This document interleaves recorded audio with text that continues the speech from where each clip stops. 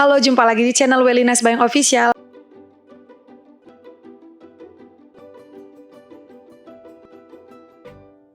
Halo, kita jumpa lagi di channel Welina Sembayang Official. Kita kembali lanjut pembahasan tentang soal-soal UKOM. Nah, ini juga merupakan soal-soal yang baru yang belum pernah kita bahas sebelumnya. Langsung saja kita akan mulai soal nomor 1. Seorang perempuan umur 25 tahun membawa anaknya yang berumur 15 bulan ke posyandu. Bidan memberikan kapsul vitamin A. Berapakah kebutuhan vitamin A yang harus diberikan kepada bayi tersebut? A. 50.000 unit, B. 100.000 unit, C. 200.000 unit, D. 300.000 unit, E. 400.000 unit. Nah, di sini saya akan memberikan penjelasan ya bahwa dosis kapsul vitamin A yang diberikan itu sesuai dengan umur, ya jika bayi itu kurang dari 6 bulan, maka dosisnya itu adalah 50.000 unit. Ya, jadi itu adalah setengah kapsul biru yang berwarna biru yang akan kita berikan. Nah, jika umur anak itu 6-12 bulan, maka kita memberikan satu kapsul biru yaitu 100.000 unit. Nah, dan jika anaknya berumur 1-2 tahun, maka kapsulnya yang berwarna merah ya dengan dosis 200.000 unit. Nah, karena di sini usia anak 15 bulan ya artinya itu pada range 1-5 tahun. Jadi jawabannya adalah C, 200.000 unit. Soal nomor 2. Seorang bayi lahir 6 hari yang lalu di praktek mandiri bidan. Bayi tampak lebih kuning pada muka dan leher dan bayi lahir cukup bulan.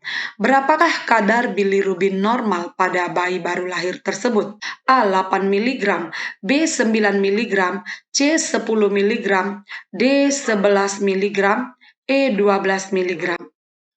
Nah, di sini jawaban yang paling tepat itu adalah C, 10 mg. Ya, memang ya dalam dosis ataupun batas ya bilirubin itu biasanya range tertinggi itu pada bayi cukup bulan itu adalah 6-7 mg dan pada puncaknya itu bisa 10-15 mg. Nah, namun kadar ataupun batas bilirubin range-nya yang kita anggap normal itu adalah 10 mg. Biasanya sampai 7 hari bayi itu memang akan mengalami kuning dan itu masih kita katakan ikterus yang fisiologi. Tapi bila kuningnya itu lebih dari 1 minggu, maka di situ perlu pengecekan lebih lanjut tentang kadar bilirubin pada bayi tersebut. Nah, jadi di sini jawaban yang paling tepat itu adalah C, 10 mg. Oke, soal nomor 3. Seorang perempuan umur 20 tahun, gravida 1, partus 0, abortus 0, hamil 3 bulan, datang ke praktek mandiri bidan untuk memeriksakan kehamilannya. Ibu mengatakan belum pernah mendapatkan imunisasi TT. Bidan memberikan TT yang pertama. Kapankah jadwal imunisasi TT selanjutnya pada kasus tersebut? A. 2 minggu, B. 3 minggu, C. 4 minggu, D. 5 minggu, E. 2 minggu. Nah, di sini jawaban yang paling tepat adalah C. 4 minggu. Ya, saya akan menjelaskan tentang jadwal imunisasi TT pada kehamilan. Nah, imunisasi TT itu sebaiknya diberikan pada trimester yang pertama, sebelum usia kehamilan 8 bulan. Ya, tapi sebaiknya itu diberikan pada trimester 1. Nah, kemudian interval dari TT pertama ke TT kedua itu adalah 4 minggu. Ya, jadi jika seorang ibu hamil sudah mendapatkan TT1 dan TT2, maka ibu hamil tersebut mendapatkan masa perlindungan selama 3 tahun. Artinya jika hamil berikutnya di range umur 3 tahun itu tidak perlu mendapatkan imunisasi TT lagi. Nah, untuk mendapatkan TT yang ketiga itu adalah 6 bulan dari TT yang kedua. Ya, dan jika sudah mendapatkan TT ketiga itu mendapatkan masa perlindungan selama 5 tahun. Kemudian TT keempat itu diberikan 1 tahun setelah TT ketiga. Ya, dan itu mendapat perlindungan selama 10 tahun. Nah, jadi di sini karena yang ditanyakan adalah jarak dari TT pertama ke TT kedua, ya karena sama sekali belum pernah mendapatkan TT, intervalnya itu adalah 4 minggu. Nah, jadi jawabannya yang paling tepat adalah C, 4 minggu. Oke, soal nomor 4. Seorang perempuan umur 27 tahun, gravida 1, partus 0, abortus 0, hamil 7 bulan, datang ke puskesmas memeriksakan kehamilannya. Ibu mengeluh sering merasa haus, mudah lapar, dan sering buang air kecil. Hasil pemeriksaan berat badan ibu meningkat 4 kilogram dari bulan yang lalu. Nah, ini kenaikan yang cukup besar ya, dalam 1 bulan naik 4 kilo. Kemudian dilakukan pemeriksaan gula darah dan didapatkan hasilnya 180 miligram. Nah, pertanyaannya apakah salah satu penyebab yang dialami oleh ibu pada kasus tersebut?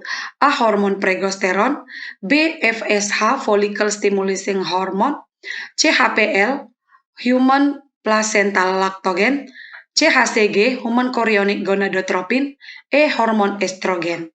Nah, jadi pada kasus ini yang dialami ibu adalah diabetes gestasional, ya, di mana kadar gula yang meningkat yang disebabkan oleh kehamilan karena tidak ada riwayat bahwa ibu mengalami sakit diabetes sebelumnya. Nah, jadi di sini keluhan yang dirasakan ibu juga ini diakibatkan oleh diabetes gestasional, yaitu sering merasa haus, mudah lapar, sering buang air kecil, dan juga ibu merasa cepat lelah biasanya. Nah, jadi salah satu penyebab terjadinya diabetes gestasional ini adalah HPL, ya, human placental lactogen. C, ya, hormon placental lactogen. Jawabannya C. Oke, soal nomor 5. Seorang perempuan nifas hari ke-12 datang ke rumah sakit mengeluh demam sejak 2 hari yang lalu, merasakan panas dan nyeri di kaki sebelah kiri. Hasil pemeriksaan suhu 38,7 derajat Celcius, nadi 93 kali per menit, kaki kiri sedikit fleksi dan rotasi keluar, terlihat bengkak, tegang, dan putih. Apakah asuhan yang paling tepat pada kasus tersebut? A. Kaki kiri tidak boleh diangkat. B. Kompres panas pada kaki kiri. C. Konseling mengurangi garam. D. Hentikan menyusui.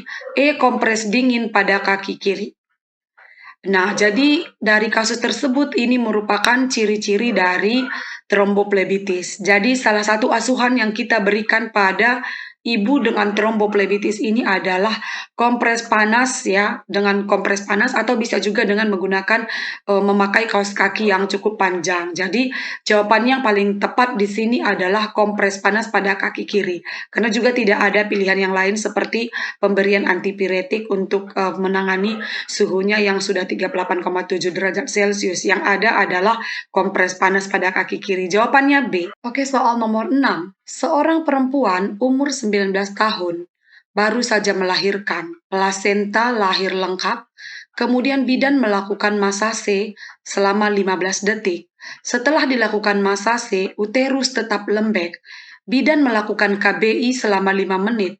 Setelah dilakukan KBI, terasa adanya kontraksi dan perdarahan berkurang. Keadaan umum baik, tekanan darah 120/80, nadi 88 kali per menit. Tindakan apakah yang selanjutnya dilakukan oleh bidan pada kasus tersebut? A. Teruskan KBI selama 5 menit. B. Teruskan KBI selama 2 menit. C. Memberikan 0,2 mg ergometrin IM. D. Memberikan misoprostol 600 sampai 1000 mcg per rektal. C. Mengecek adanya laserasi perineum, vagina, atau serviks. Nah, di sini jawaban yang paling tepat adalah B. Teruskan KBI selama 2 menit. Nah, ini adalah skema, ya, penata laksanaan atonia uteri. Jadi yang pertama sekali sesuai dengan kasus tersebut, jika sudah lahir, ya, plasenta, maka kita akan melakukan masase itu selama 15 detik. Nah, di situ seharusnya uterus sudah berkontraksi dengan baik. Namun jika 15 detik setelah lahir plasenta tidak terjadi kontraksi, maka di situ yang kita lakukan adalah evaluasi, bersihkan bekuan darah atau selaput ketuban. Kita cek apa yang menjadi penyebab tidak terjadinya kontraksi. Dan juga kita pastikan apakah kandung kemih sudah kosong. Karena kandung kemih yang full blast juga bisa mengakibatkan tidak terjadinya kontraksi. Kemudian jika tetap tidak terjadi kontraksi, kita lakukan KBI, ya, kompresi bimanual interna selama 5 menit. Nah, kalau berhasil, kita pertahankan KBI selama 1 sampai 2 menit. Jadi kita tunggu, jangan langsung kita keluarkan ya. KBI kita pertahankan lagi selama 2 menit. Nah, kemudian baru kita keluarkan tangan kita secara hati-hati atau secara perlahan-lahan dan kita lakukan kembali pemantauan atau pengawasan kala 4 seperti biasa. Ya, 2 jam pengawasan kala 4.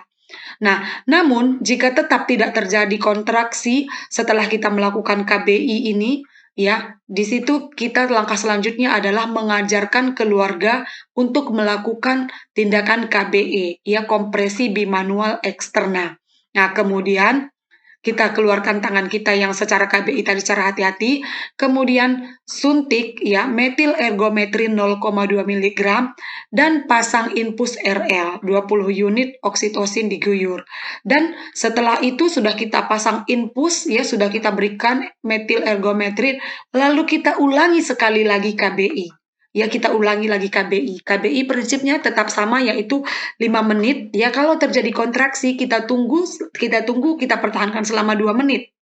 Nah, kemudian kalau tetap juga tidak terjadi kontraksi, maka segera kita rujuk ke rumah sakit yang memiliki fasilitas penanganan yang lebih lengkap. Dan tetap kita dampingi ibu ke tempat rujukan, lanjutkan ya pemberian infus ya, tetap dilanjutkan dengan 20 unit oksitosin ya, minimal 500 cc per jam ya. Kemudian sampai habis 1,5 liter.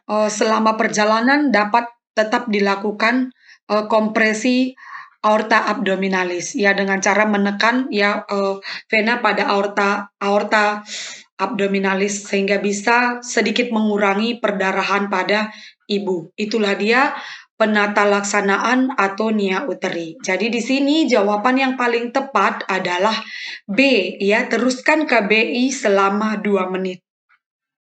Oke, sekian dulu pembahasan kita kali ini. Terima kasih bagi kamu yang sudah dukung channel Welina Sembayang Official dengan cara subscribe, share, like, dan komen.